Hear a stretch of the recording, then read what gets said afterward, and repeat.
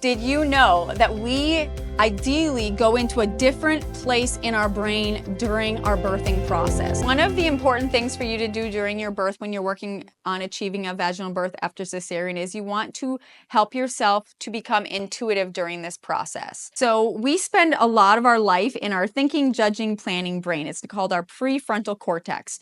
During the birthing process, we need to go into this more deeper, more intuitive limbic part of our brain. And this is the place where we have access to our intuition. This is the place where we intuitively move our bodies and make sounds in a way that isn't quite the same as during our day-to-day lives. We get out of that thinking, judging, planning brain. We access what I call the labor flow state. And the labor flow state is a place that we need to go into when we find those intuitive movements that help us know what movements baby needs to create more space in the pelvis. This is why, as a birth worker, I learn a lot about birth by just watching and observing people who feel safe and they're in their flow state. They move their bodies in ways that create space and create openness and decrease their own pain. And it's really, really cool to see. And one of the goals of my work is helping people to learn how to tap into that labor flow state. But you can't tap into your labor flow state if you don't feel safe. You can't tap into your labor flow state if you don't feel some level of confidence.